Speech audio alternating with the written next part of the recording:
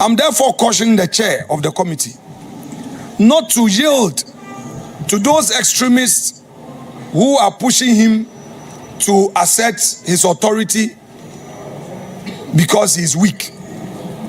The chair of the committee should know that we respect him.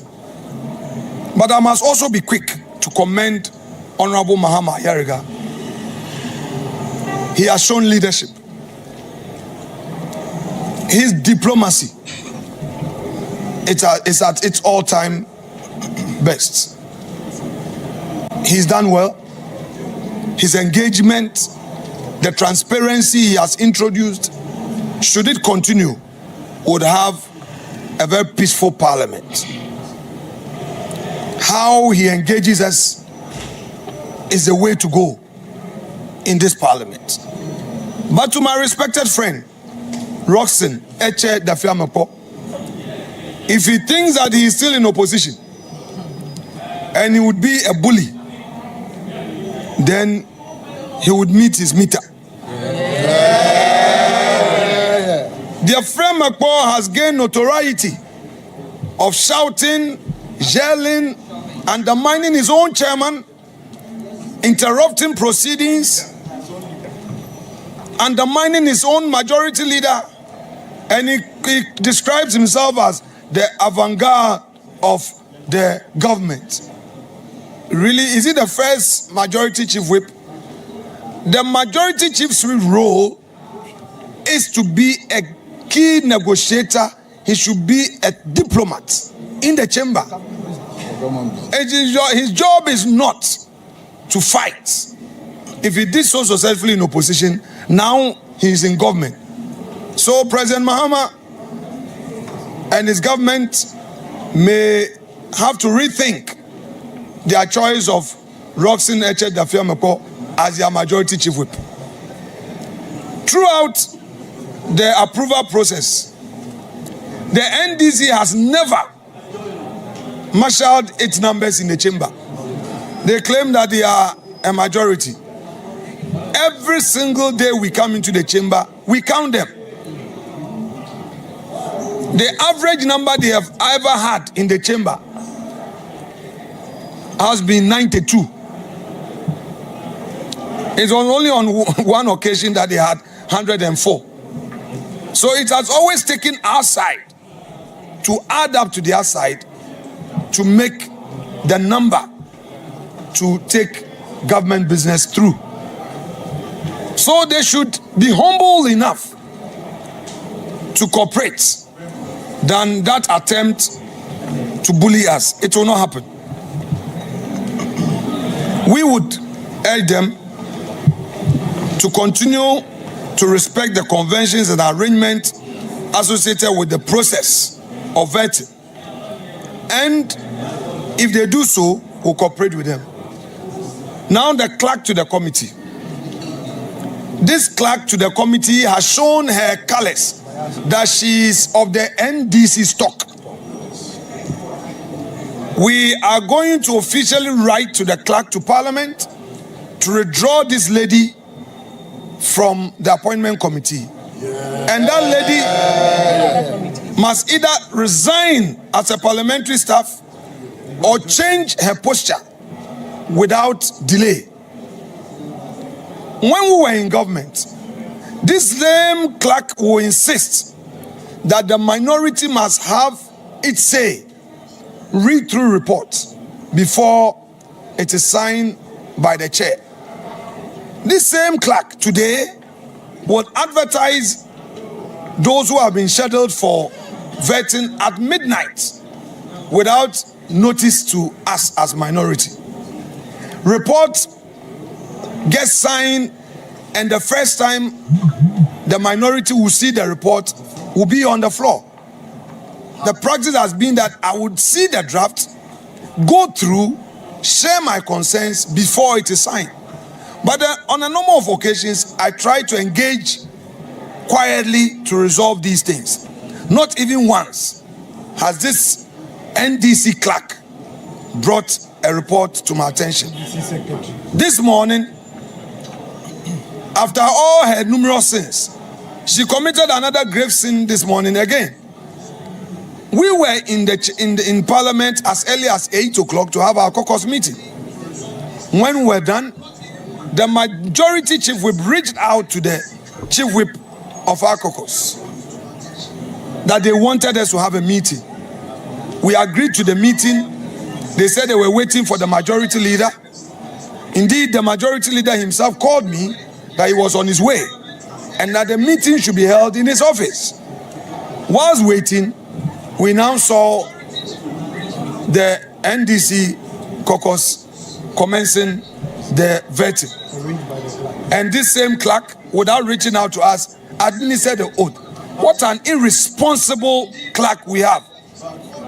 What an unprofessional clerk we have. What a partisan clerk we have. She must be ashamed of herself and ashamed of her profession as a parliamentary service staff. We will not spare her.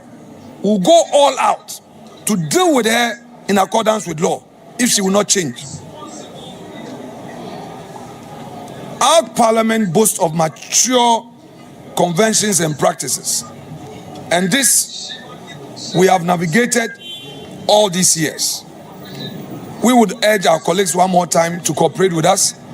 We want to assure the people of Ghana that we are acting in good faith. We want to support the government and be constructive, but will not allow ourselves to be bullied. We are the mighty few. Mighty minority. We are the mighty few. We will not surrender. We will not give up. And we know that God willing, fortune will smile at us come 2028.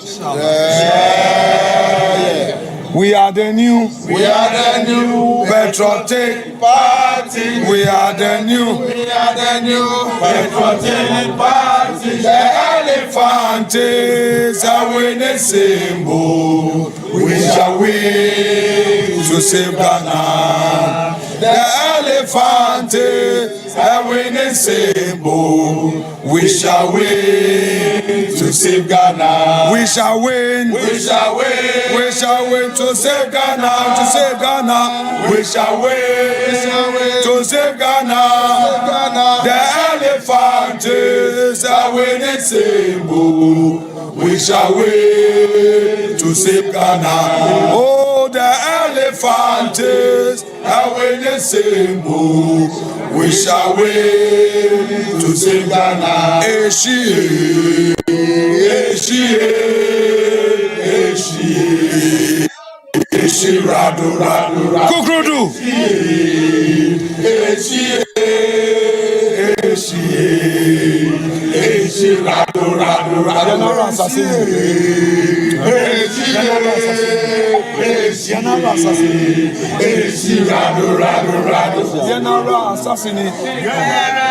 Assassini, eya body de mayen, mojana nana shebu edetu homayen.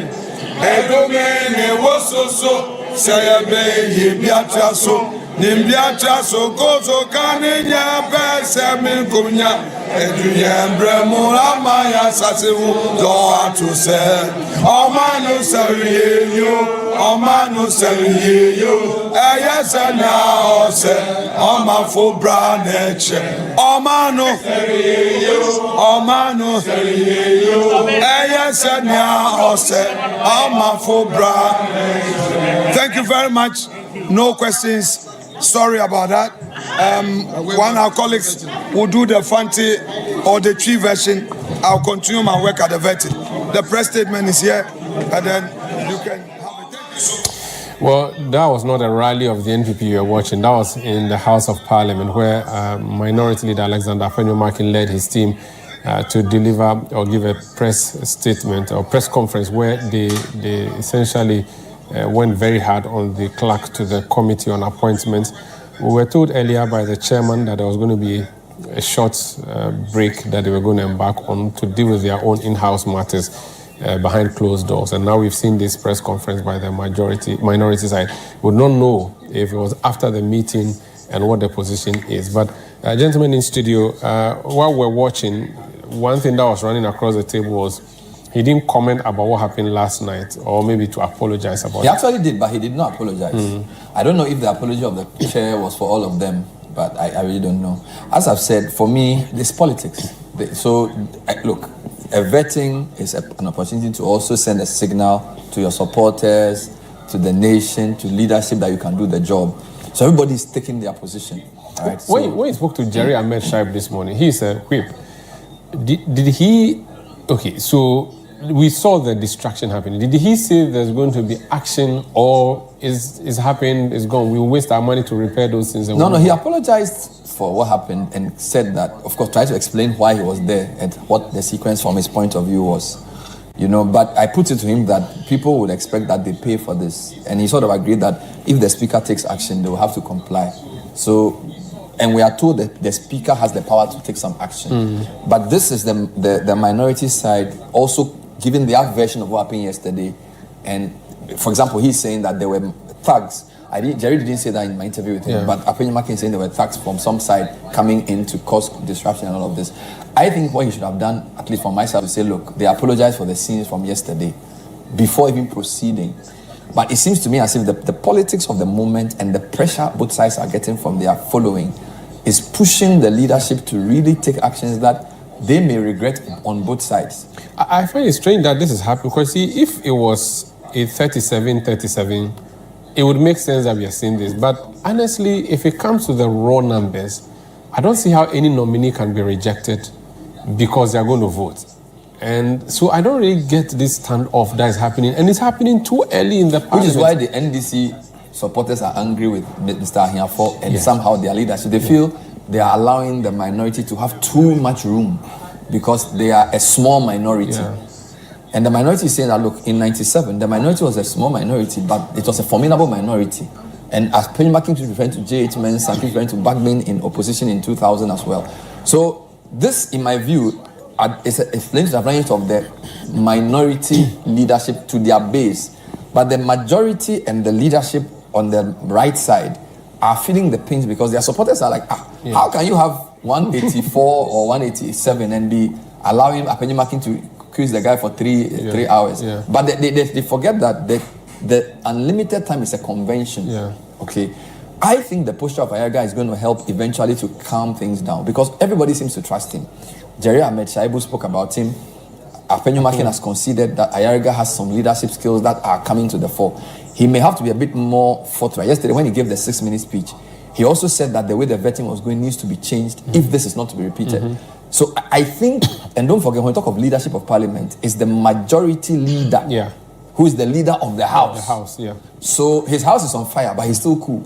Let's hope he's able to steer the ship to get everybody on board so that they can actually do the work they've been put there to do. Sami, we saw the first attack on Parliament in January 2021. A number of things happened, and I was in the chamber that day. Not in the chamber, but I was there covering. And we saw military men enter the chamber. We saw the fighting that happened in the chamber during the election. We saw the destruction of electoral material. We saw the fisticuffs that were exchanged. Nothing happened. No one was invited to the police station to answer any question. No internal committee was set up to investigate. And so that becomes a precedent for yesterday. Do you think that we should go outside Parliament to have this thing? I know that Parliament MPs have immunity and all of those things.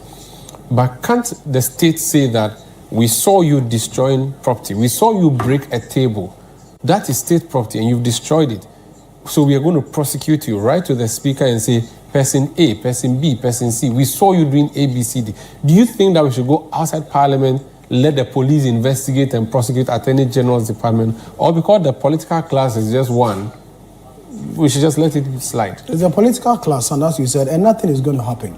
On January 2021, we also saw some distraction. Ballots, that electoral commission was destroyed. Chewing of papers. And nothing happened.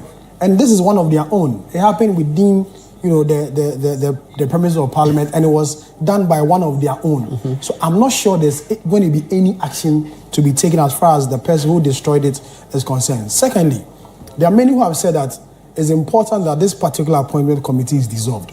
And I think I agree with them, with those making those arguments. Let me tell you, Asanda. Now the only functioning committee in Parliament is just the appointment committee. And the business committee. And the other committees are not working. Sandra, have not been set up. Have not been set up. Yes, thank you. Sandra, what happened last night? It nearly repeated this morning. Yep. Nearly. And I am predicting, not a prophet of doom, that today or tomorrow or the next set of vetting, we may get a repetition of it. Because some individuals or members of the committee want to use this thing to settle personal scores. And the other party or the other side do not wish or do not want to go that way. So if you dissolve this committee and form a new set of committee, it will help. Secondly, the practice of allowing... But when you dissolve the committee... I'm coming. Okay. Dissolve this particular... Who is going to do that resolution? Speaker can do that. For what? Speaker can do that. Just do their work. So every committee is a speaker's committee. But are you saying that they are fighting because of the members of the committee? It's the posture of the parties. So even if you put somebody there, and there are people on the committee who are there by virtue of their position. It's the committee members who are orchestrating this. You can't dissolve this committee because, by law, the chairman is the first deputy speaker. Yes. The vice chair is the majority leader. The deputy majority leader. Yeah. The ranking member is the minority leader. Yeah. The deputy. So it's set in stone unless the parties change their leadership. I don't see how the standing orders of the House set up this particular committee and they tell us their rules and everything. But the speaker can intervene. No, he cannot. Hold on. You are wasting your time. Yeah. I think what they should do is to get the people. See, the only thing that can change if the majority or minority change their leadership. But even that, see, the true problem is the party people are putting pressure on their parliamentarians to put up a show, which is affecting common sense and reason. That's what we are seeing. So it's not, if you even put Samiri Afi or somebody there, the pressure will come on you. Go on Facebook and see what both sides are saying about yesterday. Well, that's what is happening. And that's why one of them said the Hawks. And you see, even yesterday, the chair was trying to even guide a nominee that, look, stick to the, even today, he said stick to the question. Because you see, when you are asked a question, sometimes the way you answer it will call for more questions. So you notice that the chair was trying to even tell the nominee, even today he said it to Akando. Yeah. He said, bro, keep to the question answer, because if you go somewhere, they'll also go somewhere. Follow you. He knows the game.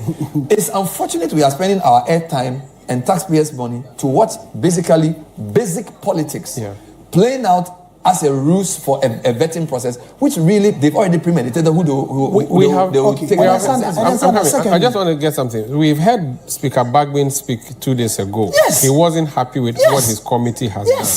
What do you think Bagbin can or should do to this committee and about this committee? I think because he's giving them warnings twice.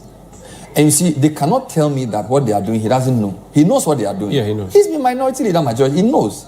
And he knows they are playing politics. Yeah.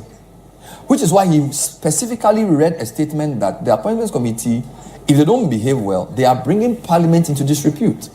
And Speaker Bagbin has gotten to a point where he is very concerned about the image of parliament. I think he will take a very serious view of what they did.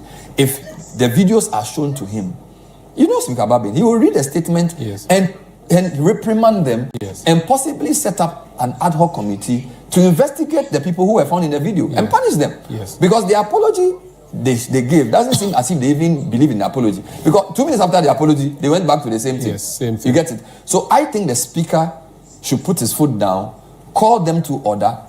I'm not sure the route you are proposing is the way to go. But it's one of them. It is one of the ways you can deal. It is one of the ways you can deal with it. So dissolve the group. Dissolve the committee. Secondly, bringing those friends of the committee.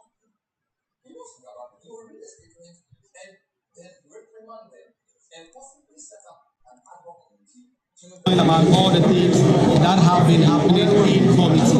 Ultimately, they believe that the facts of the committee will be blamed some more responsibility. We will go to the committee, but let me speak to really shortly and get things along.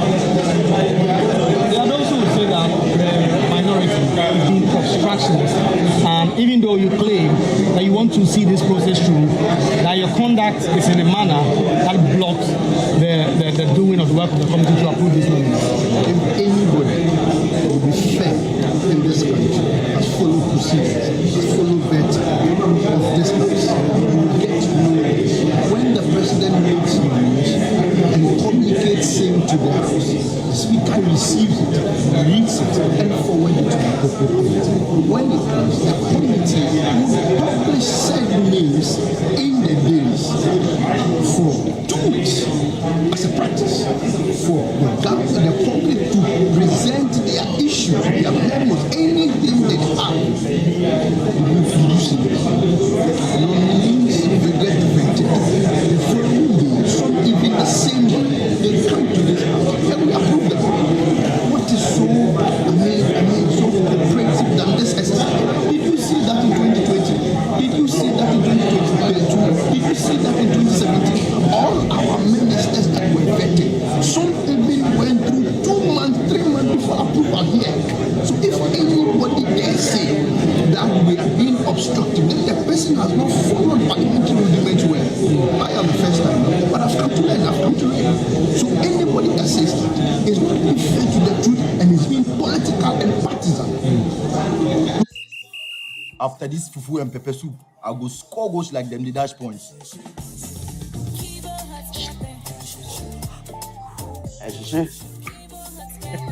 Kivo 100% natural hot pepper. Good for your jollof, stew, soup, shito, spaghetti, and noodles. Kivo hot pepper. Moko show.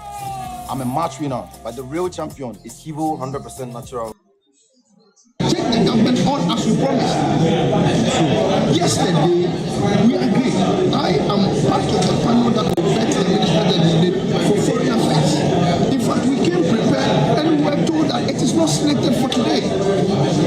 As at 8 o'clock, I was even in this house. As at 9 o'clock, I was even in the committee room to confirm whether it will happen or not. They told me it won't happen. I got home only to hear that they have arranged the minister non-designate for foreign affairs. Come and say the committee have permanent members, and then you have subject matter reps. All the subject matter reps for the MPP were all gone home. So who was going to do the vetting? And then when you allow the NDC, you have not been following what the NDC do. Oh, minister, congratulations. God bless you. Bye-bye. Congratulations. That's all they do. That's all they do. They don't ask anything. They don't ask any problem questions. Congratulations. God bless you. Bye-bye. So the people who do that oversight job of the parliament, which is vetting, scrutinizing them, and making sure that relevant questions are asked, is a minority. And you are trying to smuggle everything. We are compelled to truncate that interview because Sante is having. We apologize for the What happened yesterday, I think, was rather unfortunate. It shouldn't have happened. And the people of Ghana to come and help. There's a severe economic hardship in the country. People can't find 3 square meals a day. People can't pay school fees. Our infrastructure is crumbling. We don't have roads. Places in my constituency don't have public toilets. We don't have trash disposal or boiler disposal. Our markets, most of my towns don't have markets. So we have real issues on the ground. So what is happening here for me, it's rather unfortunate. And actually, to me, it's embarrassing. It shouldn't happen. And this is not why the people voted for us. Regardless of which side is right or which side is wrong, we are members of parliament. We are honorable members of parliament. So I expect that moving forward, that we will conduct ourselves honorably and get the work of the people done. President Mahama has not been in power for only 3 weeks, I think, by now, and he needs his government in place and the government machinery moving. We have been tasked to vet these ministers so that they can go and get our job done. The work they're going to do is for us Ghanaians. So it's very imperative that we expedite the process and we let the people go and help the people of Ghana. That is why we are here. So whatever is happening, whatever the news conferences are, the fights, the destruction of public equipment, the words, the choice of words, the posturing, the arrogance, the disrespect, all of that I think should stop so that we can do the work of the people that voted for us to be in this august house. So you talked about members being honorable in their conduct. Does that mean that if the members of the minority have genuine issues, genuine concerns, they shouldn't voice them out? I think that you are misconstruing what I said. The point I'm trying to make is that regardless of who's right, this is not a right or wrong and right side and wrong side. Regardless of who is, the people that are suffering are the Ghanaians. So it is Ghanaians who have voted for us to be here to help Ghanaians. So this matter is not whose side is right and which side is wrong. We, in this August House, we cannot even be intense partisanship. But you can hear from some of the questions that it's going very partisan. And I also see that there's an attempt to whitewash certain individuals. We all sat here in Ghana for 8 years and we saw what happened. So rewriting the history is not really going to help us. What we need is to get to the work of the people who voted for us to be here. People stood in the sun to get us here. Let us get the work of the people done. Let us get the government machinery moving. Let us implement some of our manifesto promises so that the people of Ghana will have the respite that they need. That's all there is to it. There is no good side and bad side. It's not NDC, NPP. It is not partisan. It is let us get these men and women that the president has nominated out to get the president's work done. He's here to reset the country that has been placed into severe bankruptcy. Ghanaians are suffering. We can't find food. Our water systems are at risk. We don't have adequate infrastructure. Our healthcare system, today it was about the health minister. Our healthcare system is in dire straits. Let us focus. Let's get the job done for the good people of Ghana so that they can get the relief that they need. So they are watching us and they are surprised. And Ghanaians are not asking who's right or who's wrong. Ghanaians are not asking who said what and who did what. All they are seeing is that all of us, it's kind of embarrassing to all of us. So I think that we need to tone it down. We need to get the work done and move the government machinery along so that Ghanaians will benefit from voting overwhelmingly for President John Dramani Mahama and also overwhelmingly for almost 188 NDC MPs to get the work done. Thank you very much. For her, all the excesses do not matter. What matters is that the members of parliament together honorably to get these ministerial nominees vetted and eventually approved so they can go into those ministries and get the work done. The Honorable Minta Akando, the Minister Designate for Health, he has had his vetting this morning. That was quite brief.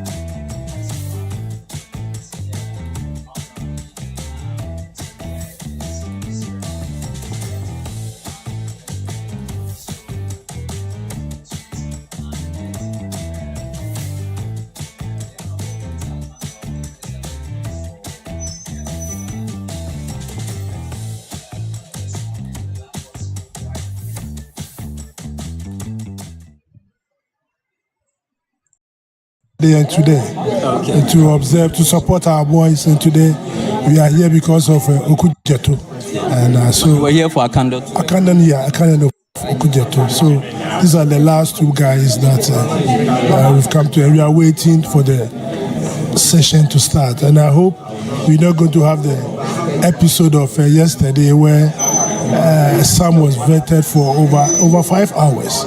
I hope they have sat down to understand themselves, to see how they are going to really structure this thing, so that we don't have to wait too long. Look at what is happening in the U.S. As we are having ours here, the U.S. also are having this. So we should take a cue from best practices and make sure that we have a decent, instead of this acrimonious vetting, which is not good for the country. It doesn't send a good image of the country. Yes, but if they have pertinent issues, if they have legitimate questions for the nominee, don't you think it's just right that they ask them? Yeah, that is where they should stay. Legitimate and pertinent questions relevant to the job that you've been given to. That is it. Extraneous questioning. How many wives have you got? What's your personal account? How about your travel record? What has that got to do with that? You don't think that it's important to know these things about somebody who will be in charge of a ministry? Minister? No, has any corrupt charges been leveled against the person? You ask those questions if that person has been cited for some misdeed. But no, you are vetting the person for the portfolio that he has been. So yesterday, did they talk about digitalization? Nothing. So you should stay to the subject matter. That is why we are here, to see the competence of the person on the subject matter, not how many wives and children he's got. That's not the issue. But what about words that have been uttered by some of these nominees? You don't think that they should hold them by their words? On the political soapbox, if you are going to hold everybody to what was said on political soapbox, this country will go in flames. So on a political platform, anybody can say whatever? No, didn't the opposition, the NPP, when they were in government, what did they say? Some of them said they were not the government. Brana Champo, what did he say? No, if you are going to go by what is said on the soapbox, there will be no government. That's not the issue. As for politics, we all say so many things that you shouldn't hold us to it. That's not the issue. The issue is Minister of Foreign Affairs. You should stick the person to Foreign Affairs. If there are one or two questions about something that you are not, you can ask, but you don't stretch it to the limit. And that is what is happening. All right, thank you very much. Former NDC chairman for the Greater Accra region, Chairman Ade Koka. Now, this morning, we came in here, we're expecting the vetting to commence at 9 a.m. The members of the majority came in without those on the minority. The Honorable Habib, the MP for Tolon, the first Deputy Chief Whip of the minority side, now raised quorum concerns, and then just after that the minority members came in and asked why they had gone on to begin the vetting process without them, and started even accusing the clerk of that committee of being unnecessarily partisan. That is what caused the delay of the vetting of the honorable nominee for health, the honorable Kwamena Minta Akandwa. Eventually, there was a small meeting that was held between the leaders, the chairman and the ranking, who is the minority leader, and then they agreed to go ahead with the vetting, and then the honorable Minta Akandwa's vetting took place in less than an hour. Now we're expecting that the honorable Okudzeto Ablakwa, who is here in Parliament, will also take the seats and go through the process. We're told that what is currently going on here inside the vetting room, the engagement between the leaders of the committee will then decide the other members, the other nominees who will be vetted today. Honorable Nogwe, how are you, sir? I'm good. And you? Is the Member of Parliament for Ashaiman. We've had Minta Akandwa already. We're expecting Okudzeto Ablakwa. What are your expectations for today? I mean, having in mind what happened last night. Well, I think what happened last night was very unfortunate that it happened, and we are sorry for what happened. But as the majority leader and the minority leader said earlier, there should be a cooperation, and I hope and pray that today we'll continue with that cooperation so that Honorable Okudzeto Ablakwa will be vetted in a very harmonious way, so that at the end of the day we'll also have a foreign minister. I'm not expecting any chaos at this time. I'm expecting the leadership of the committee to come together and come to consensus of the modalities of the engagement, because when you look at the whole vetting, what is making people furious is about giving unlimited chances, unlimited time to the minority leader to ask questions at behest of the people. We're told that that's something that's already been agreed upon between the leaders of the committee. Well, it has continue with that cooperation so that Honorable Okudzeto Ablakwa will be vetted in a very harmonious way so that the end of the day we will also have a foreign minister. I'm not expecting any chaos at this time. Sorry for that break in transmission from Parliament. We're bringing you coverage of, yet to continue committee sitting, appointments committee, but my colleague Charles Osukumi there speaking to the Member of Parliament for Ashaman, Ernest Nogbe. He's not a member of the committee, but he falls under the category of the people they call friends of the committee. I think that interview is back. Let me take you back to Charles Kumi in Parliament. For Otafo is also here, the Honorable Vincent Eko Asifo. I see him on his phone. Hello, Honorable. I hope you're well, sir. Thank you.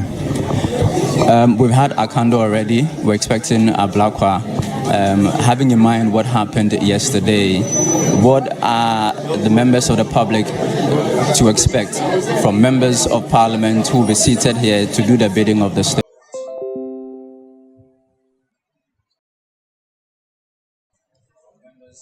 Majority side will build consensus. We've shown Chaos on Thursday night. We're live in Parliament as Samuel Okudzeto Ablakwa is set to be vetted by the committee today. Also coming up, government to revoke all mining leases issued for activities in forest reserves under previous administration.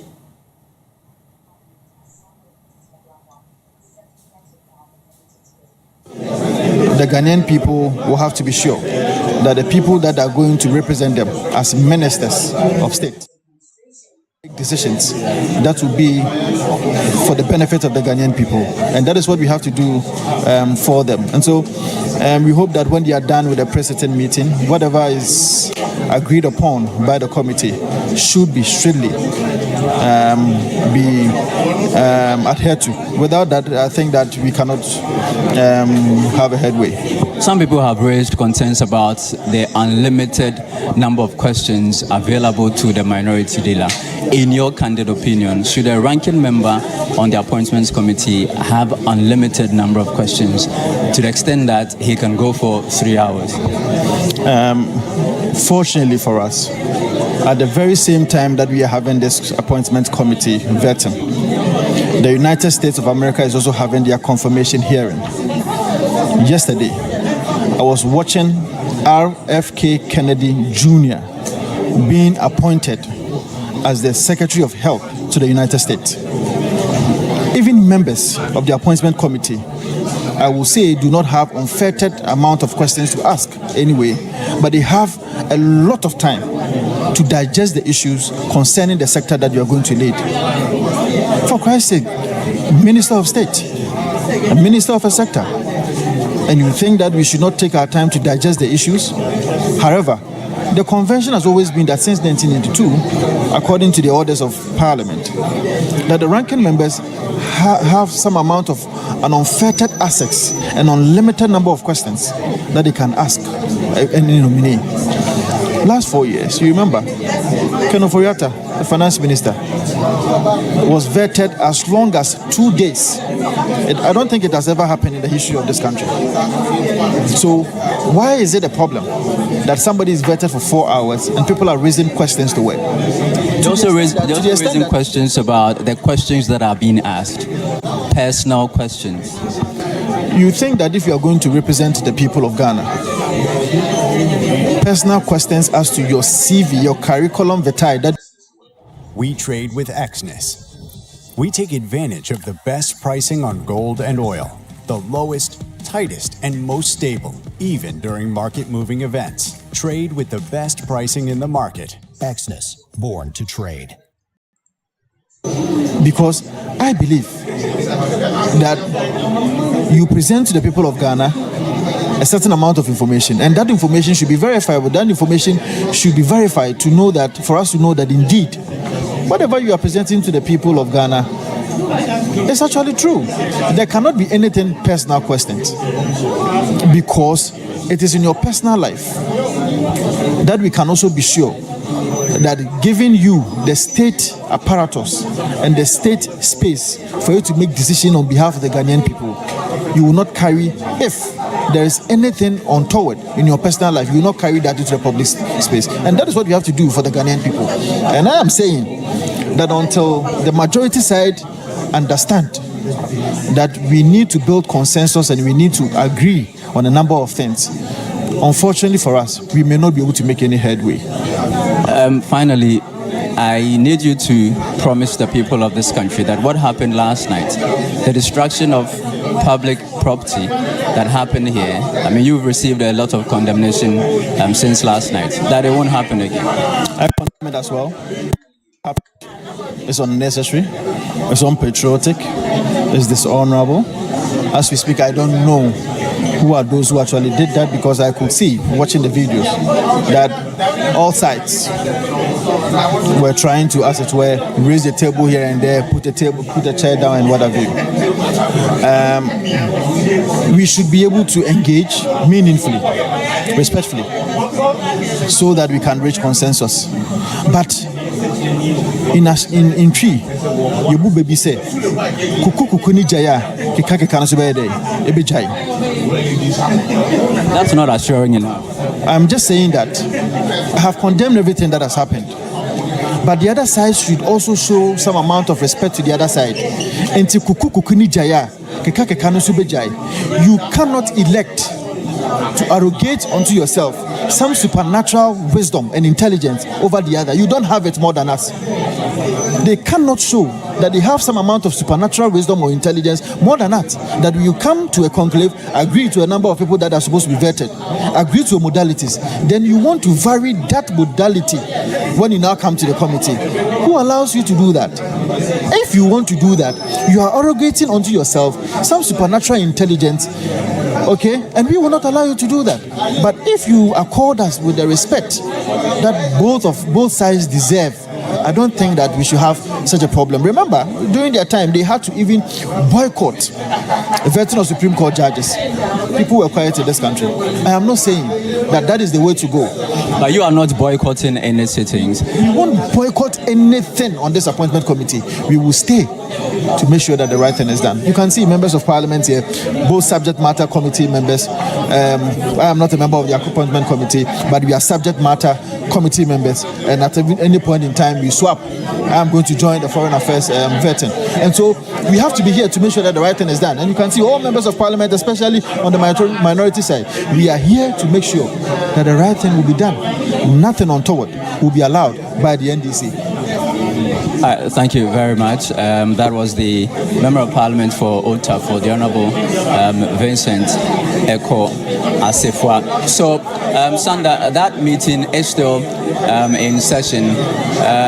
We're hoping that when they finally come to an agreement, they will now announce to us who are the other ministerial nominees that will be vetted today, in addition to the Honourable Minta Kando, who has just gone through his vetting for the ministerial portfolio of health, and then Okudzeto Samuel Ablakwa, who is currently in Parliament, also expecting to be vetted for the ministerial portfolio of foreign affairs.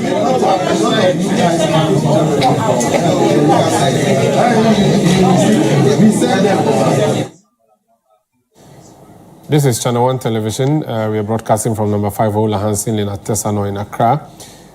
You just heard Charles Osukumi, our correspondent, covering for us the proceedings in Parliament. There was supposed to be a meeting of the Appointments Committee of the House, which committee's meeting or sitting last night ended on a rank-cross note. This morning, the committee resumed. I must say that already one nominee has been vetted, the Honourable Kwamena. He is nominated as Minister for Health.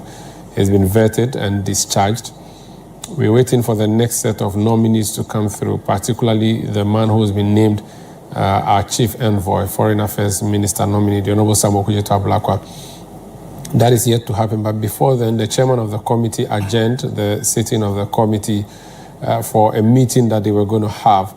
That meeting was happening when the Honourable Afenyo-Markin moved out to address the press, where he took issue with the clerk to the committee and raised a number of issues about the posturing of the clerk, who whom he accuses of being partisan, particularly being an NDC member, and that they're going to write to the Speaker to ask her to leave as clerk to the committee. So that's one of the major highlights that the Honorable Afenyo-Markin raised from that particular press conference. Subsequent to that, Charles Osunkumi has been moving around trying to speak to some of the MPs who are still around the corridors of the committee room. So that meeting is still ongoing before we will go into the vetting itself. But I'm here with my colleague Sami. Sami, you were saying that there should be a dissolution of the committee of appointments, and we explained to you, Bernard and I, that the committee is set up in a way by law. You cannot necessarily dissolve it. If you want to dissolve it, so the Speaker is the chairman of the committee known as Committee on Selections. That committee chooses members of the House to be on which committee. So for the Speaker himself to chair that committee and for this decision to be made, for it to be reversed, a lot will be involved. It means that we have to remove Ahiafo as First Deputy Speaker because he's chairing the committee by virtue of the fact that he's First Deputy Speaker. So I think it's very long. Maybe resetting the committee does not necessarily mean reshuffling the committee. I don't know. Well, until I got those or that education from Bennett, I still believe and I still stand by my position that, Speaker can intervene, if not dissolve at all. Speaker can intervene in whatever is happening at this particular committee, or if not anything at all, dissolve this particular committee for this particular vetting. And then after the vetting, maybe you may want to set up another committee, because the disruption and the things that we are seeing, currently underway under this particular committee, we are still going to say it, because remember, we are still going to vet deputy ministers, and this same committee is going to do that particular job. And so we should critically look at this composition of this committee, and if there's a need for Speaker to change some members on the committee and bring other members who will help, address these issues currently confronting us. But it wasn't all the members of the committee who were. It was just a few who were doing. In fact, it was just the minority side that was engaging in what we saw. They started by carrying chairs, and I'm going to look for that video so that we can show it again. And it was funny enough. It was orchestrated and led by the whip on the.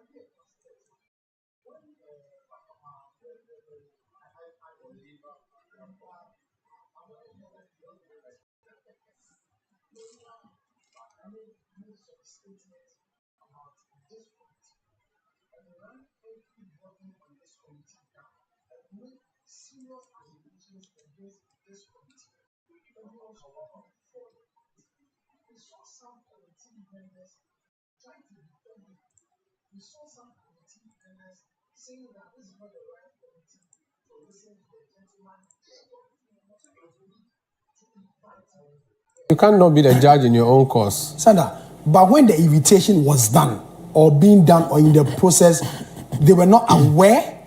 The chairman didn't inform all of them that they are going to invite this gentleman to come and prove the allegations he has made against this same committee. You were not even united to deal with this particular gentleman who has made serious allegations against this committee. You were not united in that respect. Secondly, you all agree that you are going to vet somebody, at this particular time and this other, and then when the nominee comes before you, there's disagreements. And I was similar to Honorable Nelson Dafia-Mepo. I'm not just hitting on him or something, but I feel that ever since he was appointed as majority chief whip, he's been very disruptive. Disruptive? Yes. He's been whipping his people into line and protecting the nominees. I agree. At a point in time, he said that he's getting calls, and there's pressure on him to do certain things right.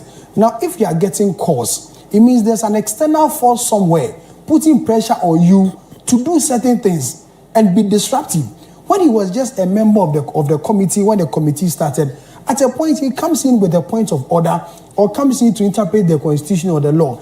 But not interpret, but come on a point of law. A point of law. Thank you, Council. No, you can't interpret the constitution sitting in the committee, but continue. Thank you, Council. He comes in with a point of order, I'll put it that way. But ever since his appointment or elevation, he's been very disruptive, and that's my description of him. He's been very disruptive. Yesterday, for instance,